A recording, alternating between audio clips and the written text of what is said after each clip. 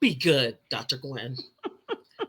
Can't take her anywhere. Okay. No, you really can't. We are live, and I am so thrilled to be here. I'm looking forward to having folks join us. I'm here with two of my favorite colleagues, Dr. Gwen That's very Palafox and the Dr. Katie Harris, newly minted. minted. Newly minted. Dr. My Katie school Harris. I hope my university has no regrets. So thank you so much. I know that people will probably be joining us as we go along. I'm going to introduce myself, let you introduce yourselves, and we'll take it from there. So I'm Eric Endlick, founder of Top College Consultants. I'm a clinical psychologist and college admissions consultant, helping neurodivergent and twice exceptional students around the country through the college admissions process. I'll keep it brief. Dr. Gwen, do you want to tell folks who you are? Sure. Gwen Palafox, founder, I don't know, of Meaningful Growth, try to run that. But my specialty is really in transition planning of neurodivergent teens. And then, the idea of how do we establish a bespoke and individualized, joyful life for neurodivergent adults. What does that look like? And how do we make that happen? Thank you. I love that you said that, by the way. I know Eric is going to do the segue, but I'm going to talk about that. To you. Sure. I'm passing the baton to you, Katie. Okay. All right. Well, I love that you mentioned joy, because I know in this work, you can sometimes get so caught up in, and our clients can get so caught up with all of the, the horrible things that they encounter as they attempt to navigate systems that are designed to support them if they're a student or college student or even in the world of work. And I love that you talk about joy, because as a critical scholar, we talk about radical joy a great deal and how important it is to constantly center that. But I'm Katie Harris, and I'm the co-founder and executive director of a social impact nonprofit called Let's Talk LD. And our mission is to close equity and opportunity gaps for neurodivergent youth, young adults, and adults. We serve across the lifespan. We frame all of our work through a lens of social justice, and that has great compatibility with my life as a scholar and an activist who really works on dismantling systems that really do create barriers, specifically for neurodivergent people, more specifically, but more broadly for historically minoritized people. And I'm also a mama of two amazing 3E kids, and my husband is 2E. So we know a lot of stuff about 2E and 3E experiences. It's like 10E then, because it's like 3 times 2. Exactly. Well, I love it. I'm 2E as well as being EE, which is also 2E. So, we are here tonight talking about college transition for twice exceptional or 2E students, and definitely 3E as well. I'm going to let Katie say a little bit about what does twice exceptional really mean. Let's just start with that. Well, I know that oftentimes you'll have a conversation, and it's very commonplace in our work as advocates in this space to throw around a lot of acronyms without recognizing that sometimes not everyone starts at the same place on the starting line and understanding what those mean. So 2E essentially means twice exceptional, and these are typically students who have been diagnosed with a specific learning disability or another health impairment. In other words, they qualify for either 504 planning support services or for special education services through IDEA. But in addition to that, they also are exceptional in that they are identified as being gifted or talented. right? So they're normed above what is typical for students their age. And so when we're talking about 2E students, we're talking about students who are both gifted and neurodivergent or learning disabled. I use the term neurodivergent broadly. I include gifted people as in the kind of neurodivergent label, but more about that later. But we're also seeing the term 3E being used as well. And why that's important is there's a clear distinction made between students who are culturally and linguistically and even socioeconomically diverse. And so we recognize that as 3E students, they encounter more nuanced and more complex barriers because of the various layers of oppression that they may face across social markers like race, ethnicity, socioeconomics, language, if they're non-English speakers in the United States, of course. So we're going to be using those terms a great deal. So we want to just start with a baseline understanding of what 2E and 3E are. Great. Anything you want to add to that, Dr. Gwen? I mean, how could I add anything more to what Katie said, right? I mean, you know what? The way I see it is twice exceptional, right? Something high, like something a strength, talent, that what we identify, and something as a struggle, a challenge, all existing in one wonderful brain. And I see that the greater the disparity between those things, the greater sometimes the challenge of fitting into or making it into this wild world that we have. But I love this idea of 3E, and we'll talk about intersectionality eventually.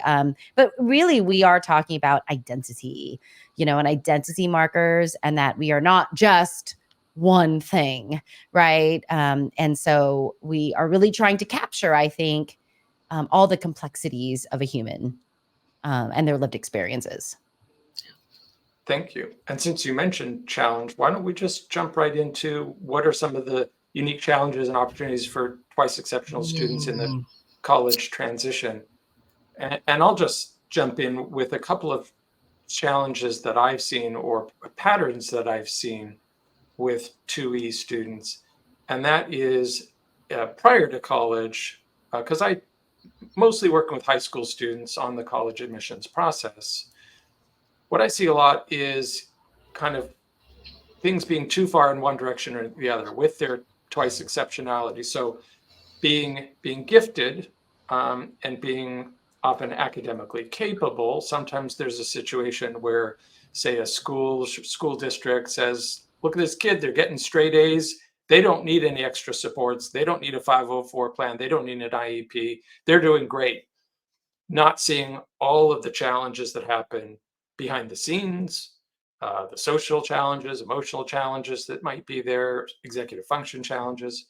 So they're not getting the support they need because of their capabilities, or the reverse, because they have a label of being neurodivergent, say being on the autism spectrum, that things are kind of, say, dumbed down for them, or they're not given enough challenge.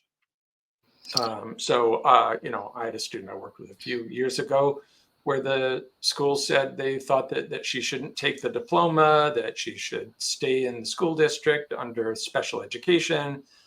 Parent fought against that, and I worked with her on college admissions. She ended up going to Berklee College of Music. So sometimes, students or schools are saying, oh, they shouldn't take AP courses. They're neurodivergent.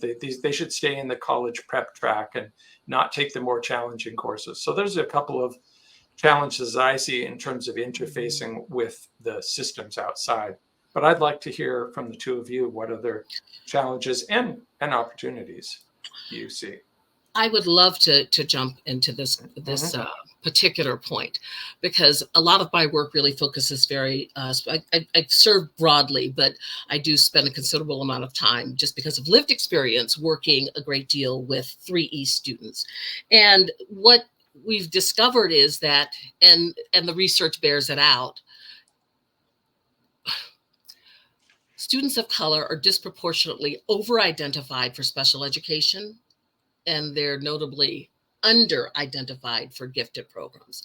And so what we have is a situation where a student of color, for instance, who's also neurodivergent and gifted, might navigate their entire K through 12 journey without having many opportunities, if any, to have access to curriculum, to educational experiences that are specifically designed to develop their gifts and their talents.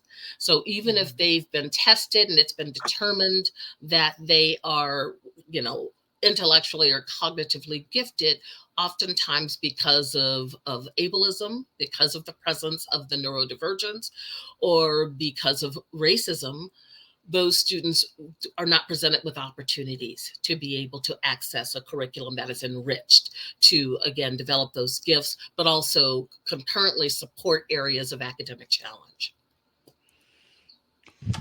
Great. Wow. I'm furiously writing. Where do we begin? I mean, we're talking about some of the challenges, right? And I think, Eric, you brought up this idea of like hidden disability, right? Our students oftentimes don't visibly look like they have a disability, but what do we know? It's like the calm duck on the water with the legs going crazy underneath the water, right?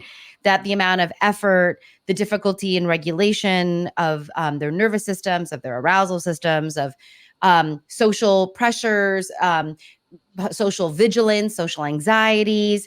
What happens, right, are these inaccurate snap judgments of others that can lead, I think, to shame. And, before we hit the live button, we were talking about the dangers of shame. But I see what happens here is that when we want to support any student to go to college, right, we want them to have healthy self-determination, meaning they know themselves well, they know their strengths, they know where their challenges, their personal challenges are, and they know what helps them in the best habitats or environments. Knowing those things are necessary for successful transition to college, where college tends to be the time of the least amount of management, right? You can go to class if you want. You don't have to. You can turn in your homework if you want. You don't have to. Maybe you're not living at home, so you don't have that management or that oversight or that support, right? And so, helping these students who I think need sometimes, or they benefit from a more formal process of evaluating themselves, of putting words to who they are, and how they work the best. What kinds of needs do they have for rest and recovery if they're working really hard?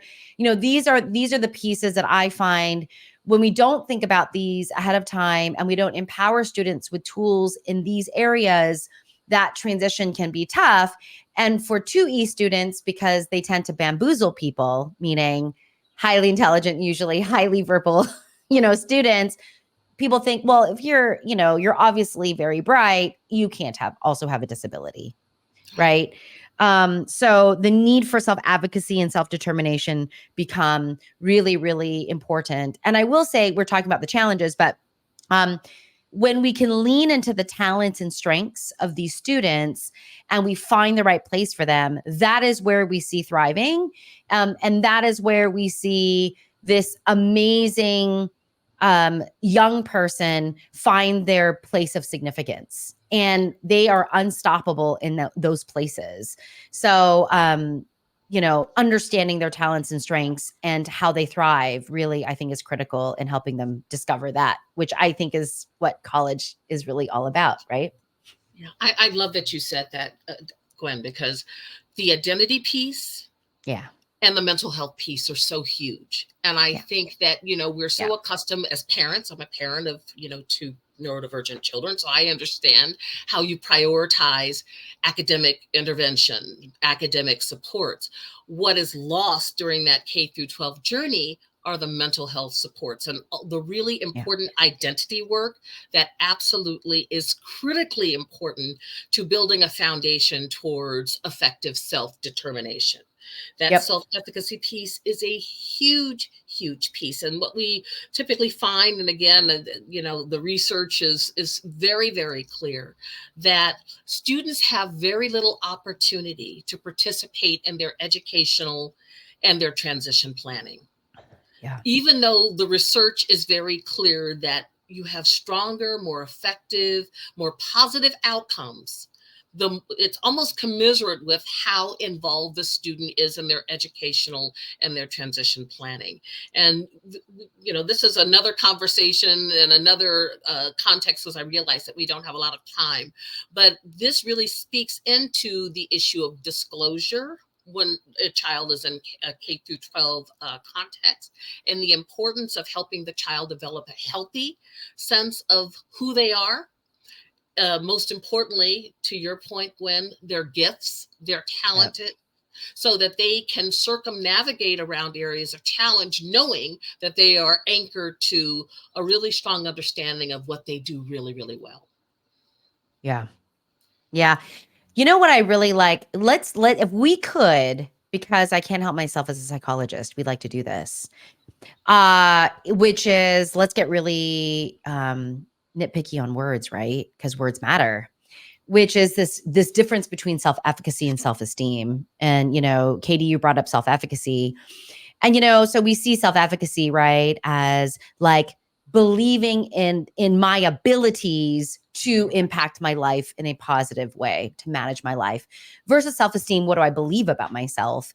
And oftentimes when we can focus on efficacy over esteem, so instead of the rah, pat you on the back, we really focus on exposing students to meaningful opportunities to build their skills where they can observe themselves and Yes. have the lived experience of wins and successes. But here's what gets tied into what you mentioned earlier, Katie, which is how what oppressive factors we can see when we've got multiple E's, multiple identity factors, right? Is when we don't presume that the student is competent, then we Yes. do not offer the opportunities for them to grow, thrive, and develop. And that is the neglect piece, I think, that I see in educational programming, in any programming for that matter. So whether it's a race or ethnic factor, or maybe you've got a non-speaker, Right. right? Well, you don't speak, and we think, oh gosh, you don't have verbal language. Like, you can't be intelligent if you don't have verbal language, right? And it's like, no. I mean, you unlock those kids, those adults, with devices, and they say Absolutely. pretty incredible things and Yep. do incredible things, right? So that idea of how do we check our biases in order to present meaningful opportunities often to allow students to thrive. Even as parents, by the way, I want Yeah, to speak that 100%. in. Yeah. Even as parents, because Yeah. sometimes it's not just outsiders, Yeah. teachers, advocates, whatever. Yeah. Sometimes within the home, there isn't that type of self-efficacy work, that identity work that is so really important to, again, developing that strong sense of who you are, and also developing those sub skills, those soft skills, particularly, that are so important to self-determination. Yeah. Thanks to both of you. I think we're all working in different spaces. I love the complementarity, but I think what we all have in common is this empowerment mindset with students, this growth mindset that we believe students are always capable of growing. I mean, it's right there in your name, Dr. Gwen, Meaningful Growth, the name of your company. You mentioned non-speaking students. We hear the term high functioning and low functioning thrown around sometimes. It's a completely meaningless term. And I think sometimes the presence of language is one of the indicators or markers that people use for levels of functioning. But I know an autistic non-speaking person who went to UC Berkeley, was teaching as an undergraduate, and is now pursuing a doctoral program at Vanderbilt University. So Yep. we shouldn't assume. We shouldn't assume the worst. We should always assume there's more capability that maybe hasn't been manifested yet. Yeah, Yep. I think it's important to note that it is possible that if that, some people in the audience may be saying, well, I haven't done that identity work. I haven't done the self-efficacy work. My child's a junior or even a senior. And I think that I would say that, of course, ideally this work begins, frankly, in elementary school, right? There are developmentally appropriate ways to begin that work, to begin to help a student feel a sense of empowerment about who they are. But you can still do a tremendous amount of work in this period between now, when they're almost going to graduate, and when they actually transition in summer. I think is a critically important time to start, creating opportunities, creating space for the student to develop, a real clear understanding of what their interests are, what their needs are, how they learn best, what types Yep. of supports really work best for them as they think about that transition. Do they Yep. need to be looking at a college? I mean, so many people make choices about colleges, in my personal opinion, just using the wrong metric. Ultimately, the only metric that works, particularly for neurodivergent people, is in what ways is that college going to support and affirm who I am as an individual and make my world bigger and not smaller. And so Amen. that means being strategic and making sure that the college is so values who you're going to be as a scholar, as a student coming into their institution. They're willing to demonstrate levels of support that are specifically designed to ensure that you can bring the best parts of yourself to your college experience, right? And nobody has a perfect college experience, but you want to make sure that as you consider that transition, you're really thinking about what type of institution is going to really be committed to your success. It's not enough to get accepted to a college. You have to graduate for a college, and that's a big red flag. If the college that you're considering going to, or if you're a parent, you're helping guide your child's decision, really look at those graduation rates. They're really very important. I feel like you're teeing it up for me, KD, because one of the articles I wrote recently was titled "Getting into College is the Easy Part," Yeah. because our families are so focused on how do I get into college? What do I need to do to get into college? Will I get into this college? That we need to focus on getting through and getting out, and what are the skills needed to be successful in college, not just what is the process of getting in. And you mentioned, colleges that are supportive, and that's something that we're very focused on too. That's one of the reasons why families come to us and hire us. But not everyone can hire a consultant, so we make that information available free on the website, a database of neurodiversity friendly colleges, which you can sort by state for families who just want to know where are the colleges that have the support programs out there. That being said, there's very little that is specifically for twice exceptional students. But if you get support for neurodiversity in college, there's a good chance you'll be able to find intellectual challenge at just about any college.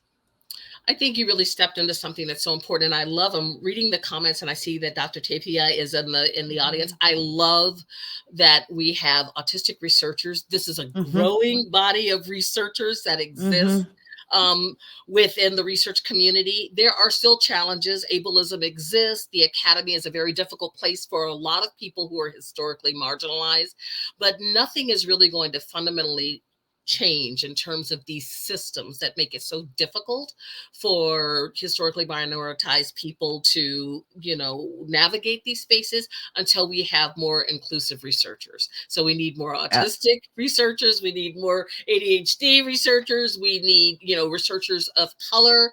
We really need to broaden the type of information and data that's available, because inclusive research ensures that there is a specific focus, that where there's an understanding of nuance, where there's an Yeah. understanding of complexity, which oftentimes doesn't exist. As a researcher, I'm often frustrated because I research neurodivergent people, and I'm always frustrated by the lack of disaggregated information.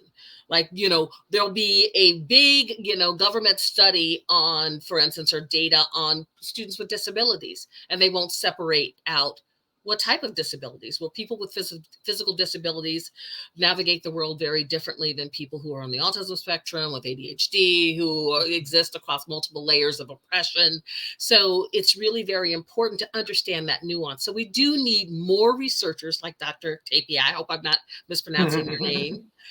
But we need more inclusive research because we need to have very specific focuses on the lived experiences of the people that we're studying. And it needs to be first person qualitative research in addition to quantitative research. Yeah, we need to lift those voices. We need to like those voices need to get lifted. We don't need neurotypical researchers researching these categories, like researching these topics, And transition is a huge issue. It is hugely important. Transition, and I automatically go to an ITP, and it's one of my specialties is doing transition assessments, and I haven't read a compliant one yet.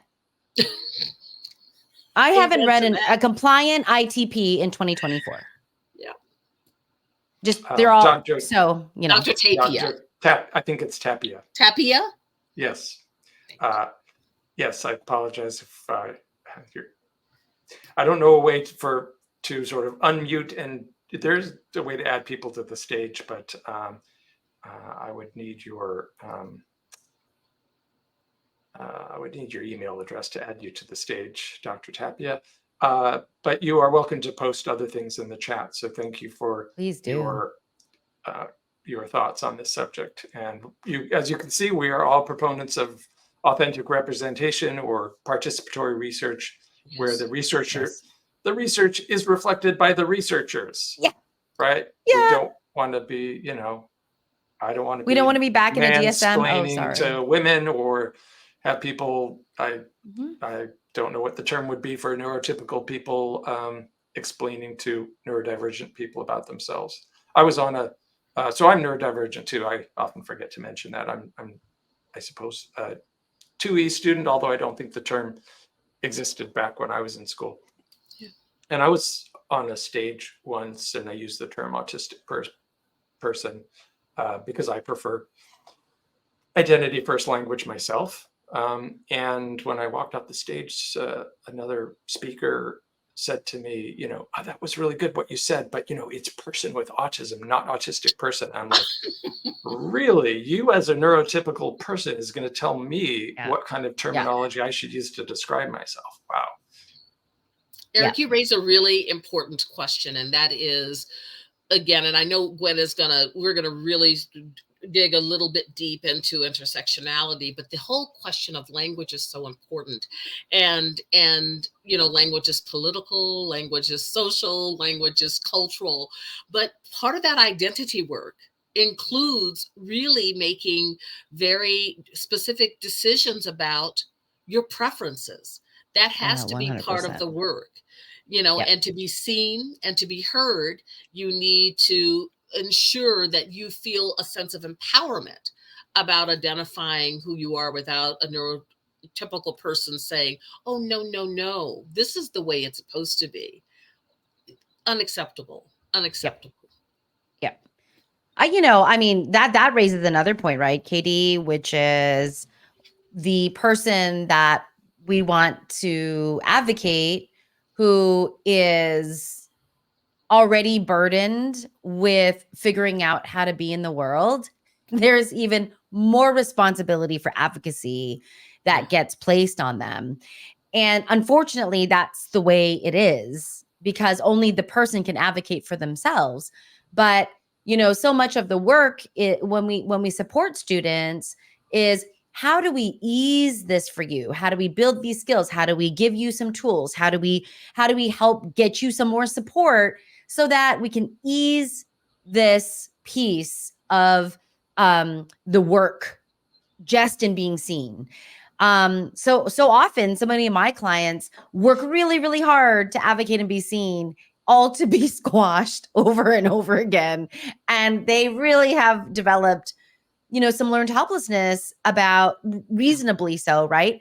About advocating in our systems. So it's not as easy, right? We're not all saying, I don't think any of us are saying, it's just easy to speak up. We know that there's these greater systems that are at play here. So get help, get more support, know what you need, and go to the right people for that. Yeah, I'm a big believer in, very, again, part of that identity work is finding your tribe, finding those Yep. affirming communities who are going to uphold ensuring that you're seen and that you're heard, right? And, Yep. My clients talk about how they're often infantilized at 40 years old, at Yep. 45 years old, with doctorates or with master's degrees, right? There is, our system is rooted in ableism, right? Yeah. And for people of color, it's rooted in ableism and racism, and for people who are LGBTQ, it's rooted in homophobia, etc., etc. There are these multiple layers of oppression that exist and marginalization that exists, and that really does shape the lived experience. But I think in the transition work, it's so very important as you're preparing students to begin having these real important discussions. When you transition to college, in all likelihood, in some cases, you might be able to get a single and live in your own in space and not have to navigate all of the drama that comes sometimes with having a roommate. But in many cases, you will have a roommate. So how do you ensure that you have a clear understanding of what your needs are, how you're more appropriately supported, and how you navigate a space with a roommate situation, right? Those are important things to consider. And again, it goes back to, Eric talks about the work that he does, which is so important because it really highlights those institutions of higher education that really are neuroaffirming, that really are ensuring that neurodivergent people are appropriately supported. So it's really important to prepare young people, young adults, as they're preparing for that transition to, I don't care whatever way works, if it's doing an inventory and then you're checking off what they need, what they don't need, and I mean they, meaning they're doing it themselves with the guidance of an advocate or an ally or a caregiver, parent or caregiver. But there needs to be some taking stock of what works. Am I a morning person? Am I an afternoon person? And having those discussions that if you're a morning person, great. If you're an afternoon person, you probably don't want an 8 a.m. class Monday, Wednesday, Friday, right? So those are all very important kind of nitpicky things, but critically important things that really support not only a successful transition, but again, a successful college-based experience. What I like about what you just said is sort of highlighting the individuality and uniqueness of each student. Because sometimes I'll get questions like, what are some good colleges for students with ADHD? Or here's my kid has these diagnoses, what would you recommend? And it all comes down to the individual. I have autistic students who are introverts, who have so much social anxiety that they need a single room in college. And that can be a disability accommodation to get a single room in the residence hall. And then I have autistic students who are extroverts, who can't wait to go to college and make friends and join clubs and put themselves out there. So you can't judge based on a diagnosis or a label. With that being said, I still think it's worth touching on addressing this question of what are some key resources and strategies in general for our twice exceptional and 2E and 3E students in the college transition. What are some general things that families should be aware of? That there need to be a holistic assessment of what the students' needs are as they prepare for that transition, and also building in tolerances based on what their experiences are during that first semester or that first year, ensuring that they're connecting to disability support services and other types of resources that are available to provide social and academic supports. But that holistic support piece is huge. It's not just academics, which I think we single-mindedly think about the student surviving academically, but again, really looking at what are the social and emotional supports that are needed for the student based on their individual needs. What are the mental health needs um, of the student that are going to ensure that they are appropriately supported and have the best possible opportunities for success? I think that's really important. Do you want to chime in, Dr. Gwen? Yeah.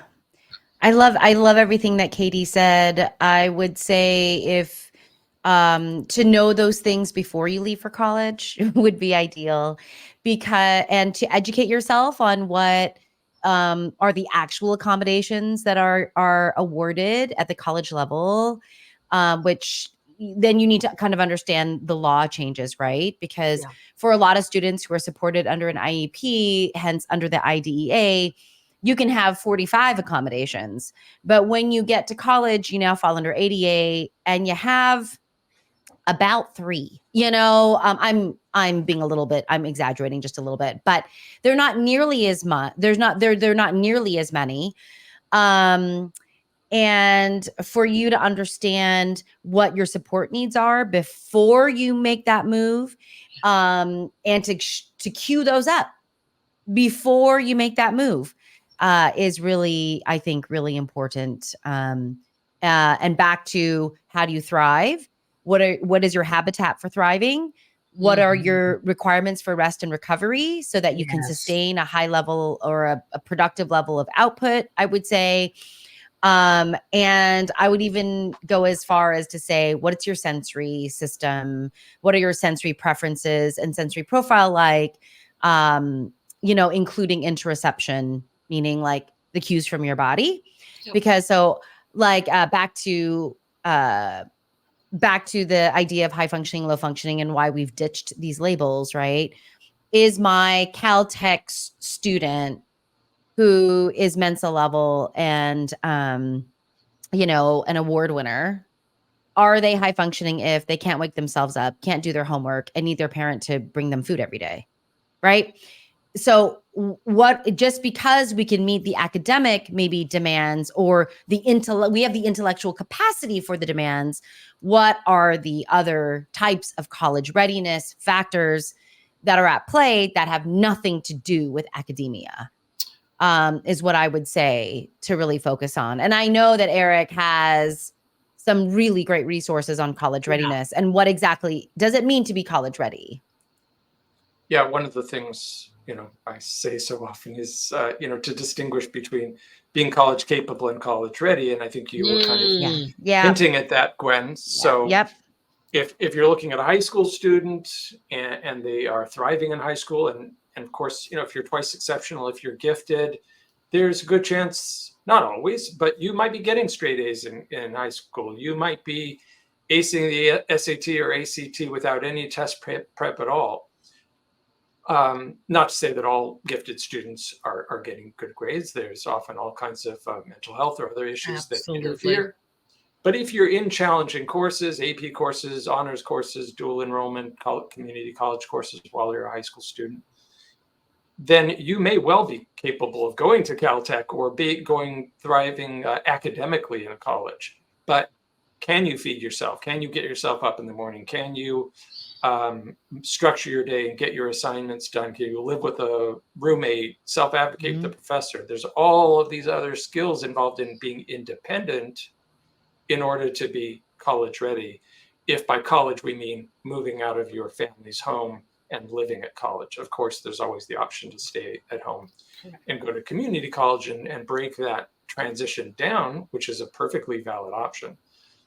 But to be college ready, you've got to have that self-advocacy because of what you were saying, Gwen, because the laws change and you're no longer being spoon-fed your services and accommodations. The Yep. resources, the services are there in college. Any college you go to is going to have, a mental health services, career Yes. services, tutoring services, all kinds of rich resources, even if there's no special learning support program. But you as the student have to go access them.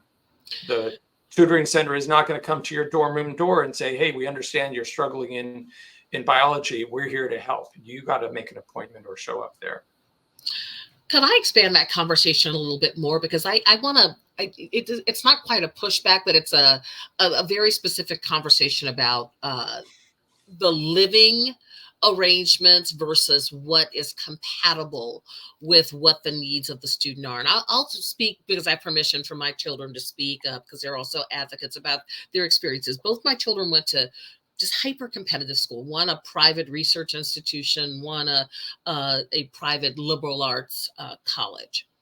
And of course, both wanted to go, live in the dorm and, live the life and all of that. And in the case of my oldest, our daughter, she did not want anything to do with disability services. She had gone in high school to a school that was specifically designed for kids with learning differences. Even though it was a college prep school, that was her community. And so, like all children, neurotypical, neurodivergent, when you go to college, it's your opportunity to remake yourself in your own image, right? You don't have to rely on, you're the person that you've been going to school with since elementary school, who knows you and who is your neighbor, etc. And, my daughter decided she wanted to be in the dorms, and it was incredibly stressful. The social pressures that she, as an autistic person, experienced was really impacting her academic success. And so in her junior year, she decided, for many reasons, that she wanted to commute to school. It just so happens her college was local to our home. So she decided, I'd rather commute every day into class than having to navigate, what it's like to deal with the parties and the drug use and the alcohol use and all of those things that only increase layers of anxiety and stress, right? And that worked really, really well for her because she got to pick and choose when it was appropriate to be on campus. When she could socialize with her friends, she could do it on her own terms. But when she really needed to buckle down and focus on, success and ensuring that she could connect to her supports, etc., she did it in a context that worked for her.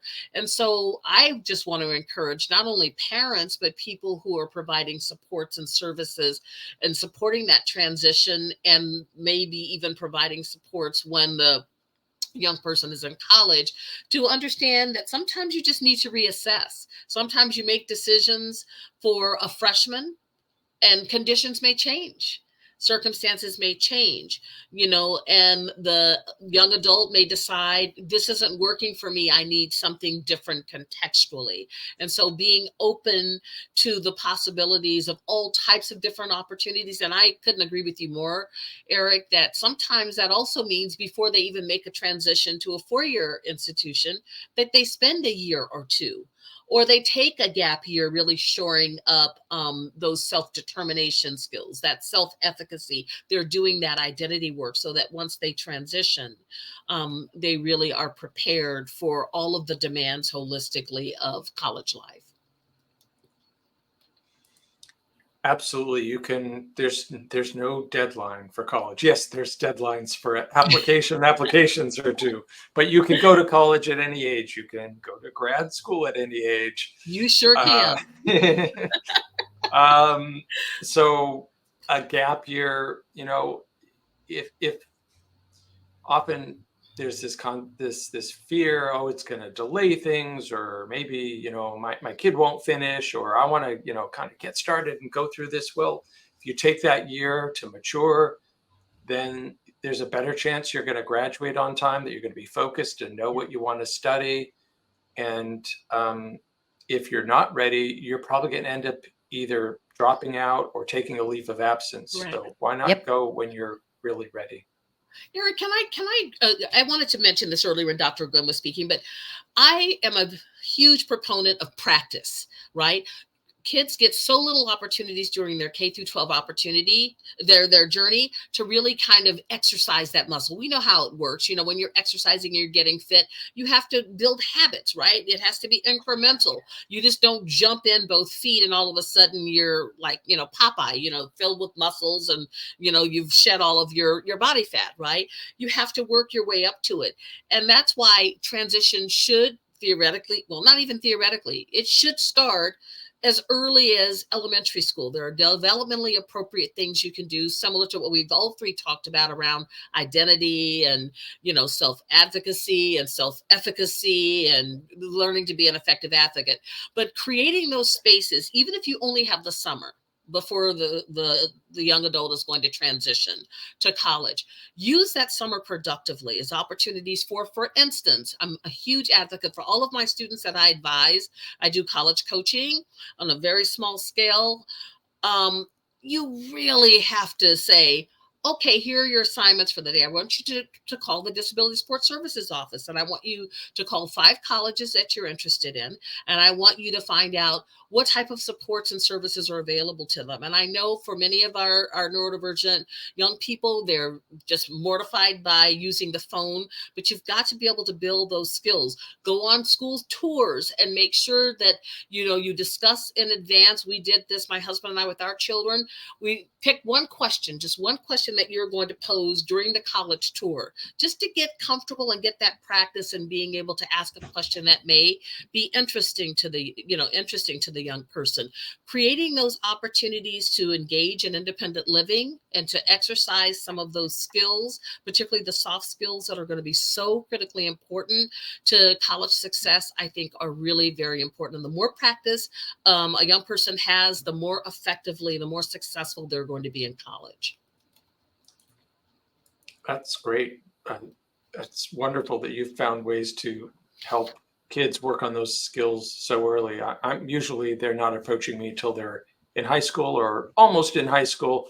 But I also talk with them about how can you start kind of shifting things so that the child is more empowered, whether it's getting themselves up in the morning, keeping track of their assignments, doing their own laundry.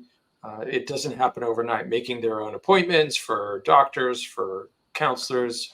They're going to have to do this stuff in college if they are going to live away from home. So, yeah, for sure. And don't underestimate chores, people. I mean, chores are the foundation of things. I mean, when we think about executive functioning and how we plan and motor ourselves through tasks, chores and really create a really lovely platform for that, or making food, right?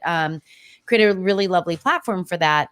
But, I think when we're transitioning young people and federally, we must have an ITP in place the year that student turns 16.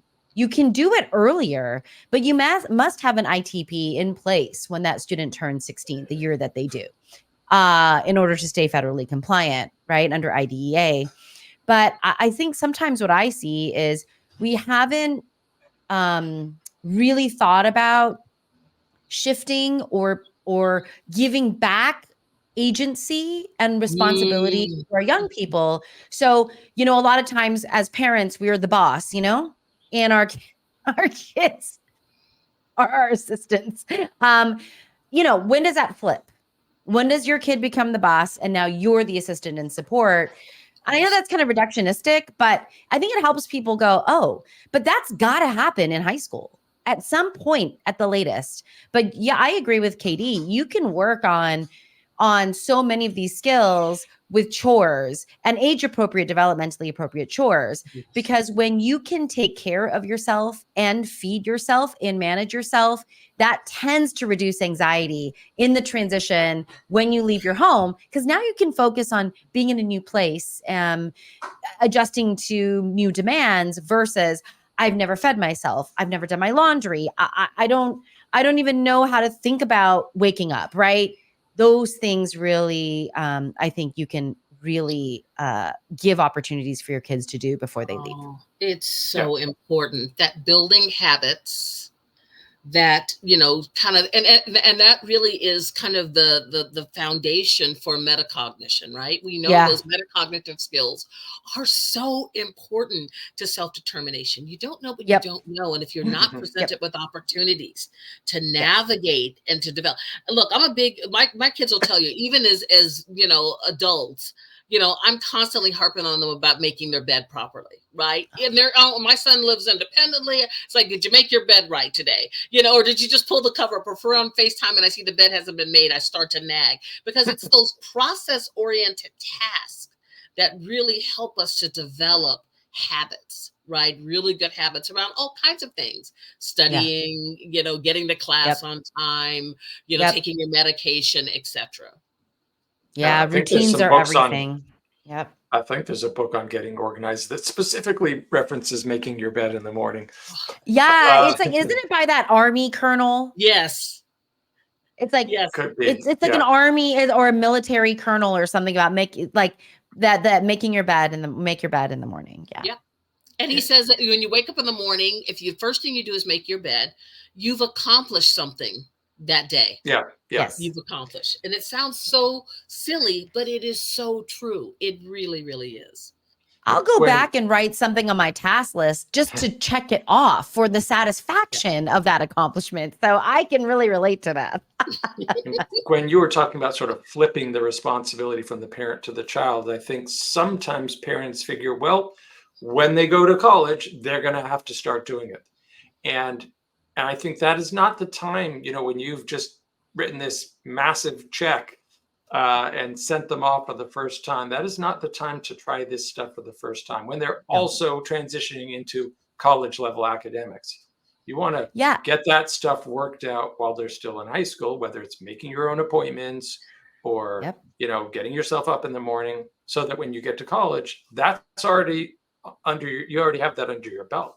And that might be a gradual process. That might be like, the parent saying, okay, you sit next to me while I make the appointment and you watch me. Or let's write a script together about, well, what would you say? Because the kid might be, I don't know what to say, or I don't know how to navigate the website. Well, let's write down the steps together, come up with a plan that can then be replicated or at least used as a model when they're in college. Yeah, that choice making is huge. And that's where we're talking about the developmentally appropriate piece. Like when kids are really young, they can have choices. It's okay, parents. You can say, okay, do you want to go to the museum? Do you want to go to the science center? Or do you want to go to the whatever, the Mattel, the car museum that we have here in Los Angeles, right? I mean, kids can be given opportunities to think about choices and then to be held accountable for those choices. They get to the museum and then they decide, well, I thought I wanted to go, but I don't want to now. Well, we're going to stick it out because that's the choice you made, and all choices have consequences, right? So it's really important to start developing these attitudes around goal setting, right? And choice making at very young ages. And it's very easy, even if it's as simple as a toy. Do you want to play with this toy or that toy? Or do you want to work on the easy bake oven? And here's some, potential consequences of each of these, some benefits and some costs, right? And whatever choice you make, we're going to stick to it. Because I have so many parents, so many clients where they're like, oh, my kid doesn't like that, or I can't take my kid there because it's, we have got to make our children's, I always say this to my clients, but my parent clients, your job as a parent is to make your child's world bigger, not smaller. Yeah. Right. And so when we're limiting choices artificially because of our own internalized biases about what our children can and cannot do, we are disabling them far worse than their neurodivergence or their physical disability. Trust me. I mean, I love that idea of, like I say, live your decisions. You got to live your decisions. And we got to trust that kids get it. And we got to trust that kids can get it. I mean, this was like the whole point of Mr. Rogers. This is why I loved Mr. Rogers so early on, because I'm like, in the 80s, I'm like, he's talking about divorce and anger. Like no one talks about that. And he was talking to kids about it. Right.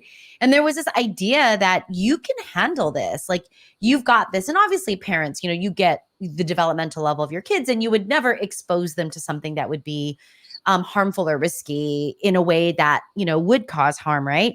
But even that idea of teaching, you just go back to that concept of I do, we do, you do, right? I do it for you, then we do it, and then you do it, right? And that can even be a helpful mindset or framework as you're really helping transfer responsibility to your kid. The other thing that I see is parents have a difficult time letting go because they don't trust that their kid can do it. But what you need to do in those situations is give opportunities for your kid to show you they can do it.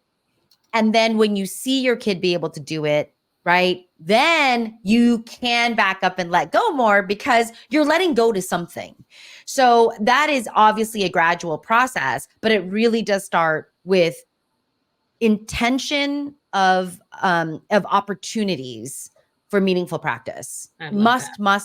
You cannot simulate this. You cannot just talk about it. Parents and kids, they must live it. And even if you tackle one little thing and you tackle that thing together and you solve that problem together and you decide with your kiddo, what problem are we solving together? I don't want to have to nag you about your bed anymore. This is my problem, but it becomes a your problem because I don't like it. Yeah. How are we solving this problem? Like, let's do this together. Then, now we've got collaboration. Now we got problem solving. Now we got agency. Now, and it's all the stuff that we want them to bring with them when they leave for college, which, by the way, is one of the most intense times of development for any human.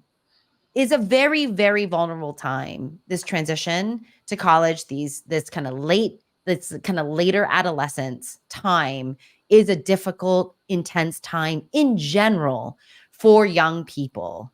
So we just want to have more, I think, a longer runway, right, to prepare for the launch. You're reading my mind. I just made a note that of something that may be a little bit controversial, but I'm going to go there because I know I'm among friends here. I think it's sometimes easy to get caught in a trap when you're a parent of neurodivergent children and young adults, and you want to go by somebody else's timeline for what your child shouldn't be doing at any particular time in their development. I want to challenge and encourage the parents in the room to cut it out. Okay? To cut it out. First of all, I think it's important to appreciate a number of things. Some of the things that I really focus on in my research are different cultural manifestations of time. And believe it or not, neurodivergent people have their own cultural markers and they have their own cultural attitudes around time. Oh, right? yeah. And there is a tremendous amount of ableism around having to conform to very narrow constructs about what time is and isn't. And what I really love is this incredible research that's in the critical scholarship realm that talks about crip time, that really speaks into how people with disabilities mark time differently, right? And they talk about how the marking of time is also connected to space and place, right? And so I think it's really important as allies, as advocates and activists, and most importantly, as parents, to extend a little grace and understand that different cultures mark and perceive and think about time very differently, right? And we need to have a more accepting attitude about time and how people mark time. And depending on how your neurodivergence may manifest, you may mark time very differently. Even if you have a sibling who's also neurodivergent, they may mark time very differently from you. And stop putting kids on schedules that belong to other people's kids and not your own child. Really try to center using your own child's lived experiences, their areas of strength, their areas of challenge as the way to contextualize how you hold them accountable for things. And I'm not suggesting people who are neurodivergent and young adults escape responsibility. That's not what I'm suggesting at all. It's just that we need to have more serious conversations about time and what makes more sense. We also have to make more decisions about what are appropriate levels of success, right? In terms of parents supporting a neurodivergent child who's in college, right? We need to talk about that and be more open-minded rather than taking a very kind of narrow-minded, dare I say, American view about individualism and pulling yourself up from your bootstraps and doing it on your own and not seeking help and not relying on your family and not relying on community, right? There's a wonderful researcher, Tara Yosa, who talks about the types of social capital that people who exist within marginalized communities use. And she talks about things like resistance capital, resilience, familial capital, even linguistic capital if you're a non English as a first language speaker. And so I think it's as parents of children with disabilities, we need to develop a vocabulary and broaden our attitudes about things like time and setting milestones developmentally for our children. Thanks, Katie. Clearly a viewer that resonated with one of the viewers who said, yes, cut it out. We need to make this world work for our kids and not make our kids conform to the arbitrary constructs of the world. Yes. That's the movement. That's the neurodiversity movement, right? That is my vision for the future. In the meantime, we are directing kids to these resources, these colleges, these professionals who can help them, including us. But ultimately, I want to see a world where the organizations, whether it's the workplace or the university, is inclusive. And universities and organizations have been dipping their toe in the water of trying to be more inclusive, but so inclusive that we don't need special programs, that you don't have to self-advocate, which puts all the burden on the person who's different. Right. Because the environment is already inclusive. If you're somebody who gets around in a wheelchair, you don't have to go to a building and call up the person who designed the building and say, I need you to put in a ramp, because ramps are already there and curb cuts are already there. So that is great. So not every street or every building, but increasingly locations are physically accessible. And when we can do the same thing in education, make it accessible so that students don't say, hey, I need to get the lecture notes, or I need this or that, because it's already accessible to everybody. Yeah, I mean, there's wonderful research and some wonderful work being done. Everyone, I think, generally has an understanding of universal design for learning and how we can really develop classrooms where we're changing environments and not people, where we're ensuring that the environments are usually supportive for the broadest spectrum of learner that exists in an educational ecosystem. And to speak into something that Dr. Tapia said earlier, even in employment spaces, but I think it is just as important to really appreciate that there is universal design for transition as well. There's been some really interesting work, and I'm going to share a link with Eric, which he can share out to the various communities that are live streaming in to this talk. But I think there's some really wonderful research that speaks into applying that universal design for learning model to transition. And I think it's a really powerful approach. Cool. Thank you. So, I love speaking with both of you, and I'm sure we could go on for hours. We didn't even get to a lot of the questions I was hoping we would touch on. Any final comments? I don't want to overstay our welcome for either of you or for our viewers. Meet your child where they are. It's okay, even if they have an IQ of 200 and they want to go to community college for a year and really figure out how they are going to navigate spaces academically, socially, and really shore up their mental health. That's not a failing. That's not a failure. It's okay. It's okay. Stop trying to send kids that are high. I have two high, profoundly gifted children who it was not my husband and I's motivation to make sure they go to Harvard. It just so happens, even if they could have gotten into Harvard, it wouldn't have been a good fit for them, particularly as children of color. And that's okay, right? That's okay. So we have to, again, broaden our perspective out. I think it's really important as parents and as allies. I would end with respect the no's. Respect no's. Respect when we don't want to. Respect when when we don't prefer to, respect when we say no thanks. That you get more, right? You get, actually, in the end, you get more yeses when we can respect the no's. So I would say I'll piggyback off of what you said, which is meet your kiddo where they are, right? Have compassion for them and yourself, and respect the no's.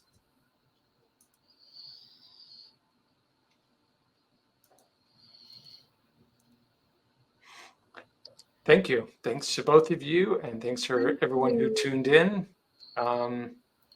It was great speaking to both of you, and hopefully we'll have many future conversations on these and related topics. Yeah, yes, let's do it again. Thanks. Part two. I know. Let's do it. Right. And it won't be a failure, part 2.